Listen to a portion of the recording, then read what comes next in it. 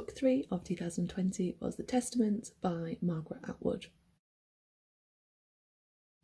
So, The Handmaid's Tale is one of my favourite books, and when I read it, I was quite disturbed by it. I quite like reading about totalitarian regimes because I find them really horrifying. And so, because I enjoyed it so much, I tried to read other books of Margaret Atwood's, because she's got quite a few, to try and find something as good, because I really enjoyed reading it.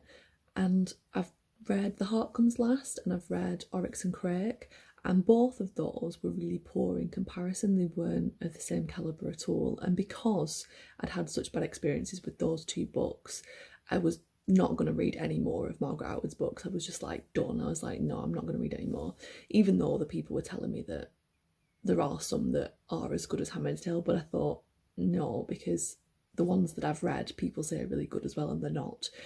So I don't really value those people's kind of suggestions.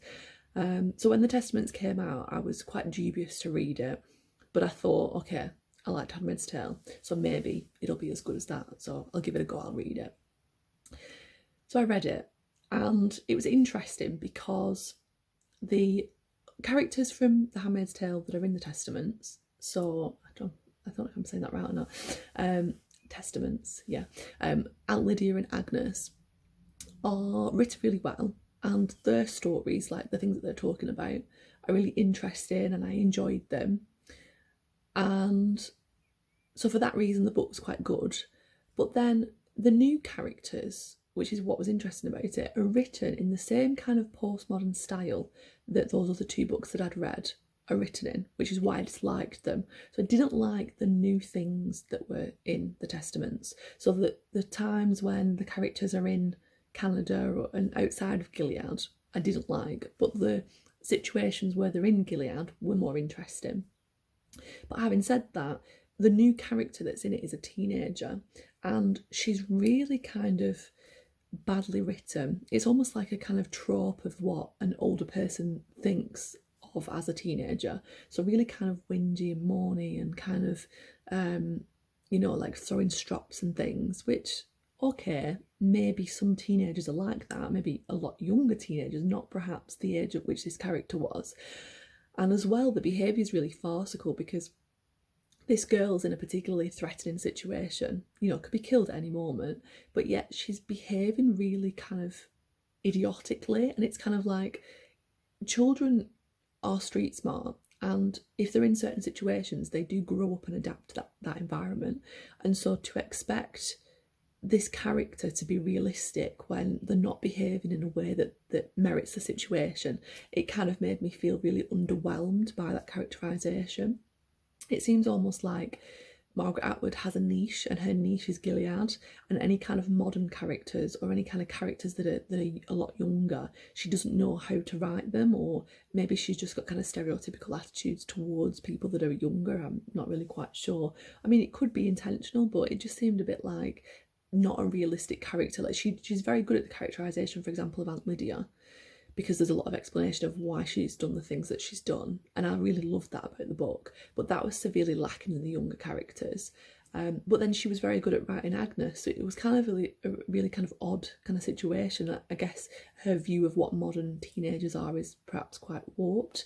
I also found that the plot was very weak, very convenient. There was a lot of things that were happening that just wouldn't have happened that way, like if it was a real situation.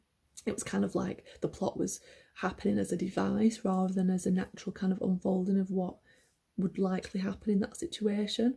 And I think because we've been so immersed in Gilead because of the TV documentary, the TV show, because of that, it kind of feels like you already know the world. So the way that it unfolded, it wouldn't have really happened like that. There's kind of things in there that are a bit of a stretch, I would say. The Handmaid's Tale was very dark, very threatening, very ominous, very heavy, which is why I liked it so much. But this one was very hollow in comparison. There was not that emotional association with it at all. It was severely lacking. It felt more like a kind of young adult literature, kind of very... And not all YA literature's like that, The Hunger Games, very dark, very oppressive, very totalitarian, which is, very successful. But this was kind of very empty and hollow, which other books in YA are like. Having said all this, I did want to carry on reading. I did want to find out how the characters were connected, because initially you don't know who the characters are, and I probably spoiled it for you by saying who two of the characters are, but you don't really know who's writing. Or, I mean, I guess you could kind of guess pretty quickly if you were aware of the characters from The Handmaid's Tale. But I did want to read on, I did want to find out about it, and I did read it very quickly because I really wanted to find out. So although it had its weaknesses, and although there was parts of it that I really disliked, a lot of it was quite interesting, because I wanted to carry on reading. So I would recommend it, but be aware that it's not as good as The Handmaid's Tale. And I actually think I gave it 4 stars, which I wonder why I gave it that, because on reflection I would probably just give it 3. But I think it was because I so wanted to read it, which I don't often get in many books. So yeah.